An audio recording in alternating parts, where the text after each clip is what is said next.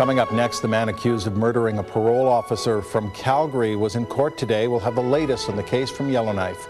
Global News is next. Join us again for the young and the restless.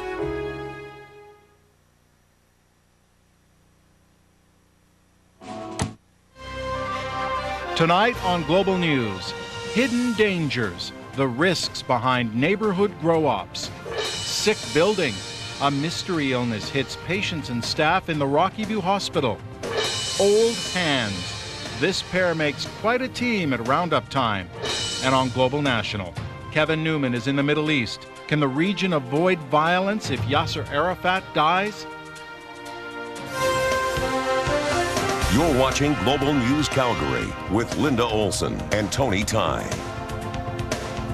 Good evening. Calgary Police and RCMP are showing off evidence from a series of citywide marijuana busts. We first brought you this exclusive story on Operation Community Response last night on Global News. It was a 3-week operation. City Police and RCMP targeted more than 40 homes in every area of the city. They seized $20 million worth of marijuana and grow-op equipment. This is a look inside one of the operations shut down. It was a sophisticated hydroponic operation in Harvest Hills with some high-quality and extremely valuable marijuana. Nancy Hicks first broke this story. She's with us working on the story tonight. And these grow-ops can really pose a serious risk to neighborhoods. That's right, Tony. And in this operation, police shut down 42 marijuana grow-ops. That might seem like a lot, and really that's the message police and RCMP wanted to send, that this is a huge problem. But in reality, the level of organized crime related to this grow-ops is massive. RCMP estimate there are thousands of grow-ops still up and running here in every neighborhood. And if you think that that won't affect you, think again. There's been at least 25 home invasions because of grow rips. Then there's the fire risks, the health risks, and mortgage fraud. I'm sure if people realize, hey, this is affecting the value of my home, either inflating or deflating it, or it's a health issue, or if you get a certain neighborhood that seems to all of a sudden have a disproportionate number of grows, that can affect whether people want to move there. So it does affect everybody. Now, coming up at 6, we will have more dramatic pictures of these busts, and police talk more about the organized crime behind these busts, or behind these marijuana grow-ops. All right, thanks, Nancy. Thanks. And one final note. So far this year, police have received almost 850 tips about possible marijuana grow operations, and they have only investigated half of them.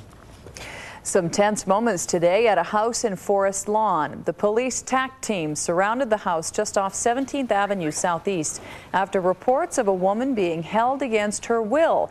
The woman was tied up, but she managed to escape and call police. She was taken to the Peter Lougheed Center for minor injuries. Police searched the house and took 3 men into custody. Officers are still looking for more suspects in the case. It's believed to be related to prostitution. A woman was critically injured in a crash in the southeast this morning. It happened on 17th Avenue at 84th Street Southeast. The 39-year-old woman was trapped in her car for almost half an hour.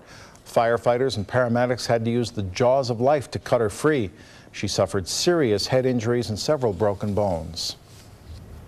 Up to 8 people are suffering from a mysterious illness at the Rockyview Hospital. 5 patients and 3 staff on a medical unit on the 7th floor are all suffering from similar symptoms: vomiting, diarrhea, and headaches. The Calgary Health Authority is investigating and has taken steps to deal with the problem.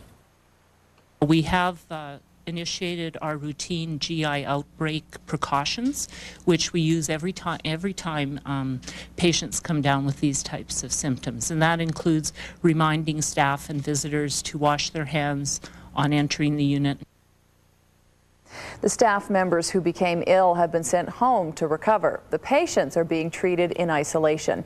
The health region says it will test the patients and staff to determine exactly what's making them sick. We now know what caused the big outbreak at the downtown drop-in center. It was the norovirus that made so many people sick. That's the same bug that used to be called Norwalk. Close to 150 residents of the homeless shelter came down with the severe stomach bug starting on Saturday. Dozens of paramedics were called in. Tonight, more than 20 residents are still sick. The leaders' debate has given some new life to some key election issues. People across Alberta tuned into Global TV last night for the only leaders' debate of this campaign. As Olivia Cheng reports, the Premier took several punches from the opposition, but he fired back just as many shots. 3 minutes. The countdown is on as the leaders of the main provincial parties prepare to pump their platforms in a live television debate. In the studio this evening, we have Liberal leader Kevin Taft, NDP leader Brian Mason, and Conservative leader Premier Ralph Klein. Taft and Mason need to raise their campaign profiles and make a mark with undecided voters. The Premier has to hold his own against the inevitable attacks, and the first swing comes over health care. What you want me to say is I favor private health care. Well, I don't know. Well, I think Mr. Klein owes us an explanation. Does he have a plan for health care or doesn't he? And you are keeping your plans for private health care quiet until after the election is safely out of the way. Brian, you know, I've heard this accusation so many times. I can tell you, we do not have a secret privatization plan. Another punch is thrown over the Premier's controversial comments about the assured income for the severely handicapped program. Certainly I didn't mean to be insensitive. I meant to be humorous more than anything else, but during an election campaign, you've got to be very careful about what you say. This is evident. Hello, what can I get for you?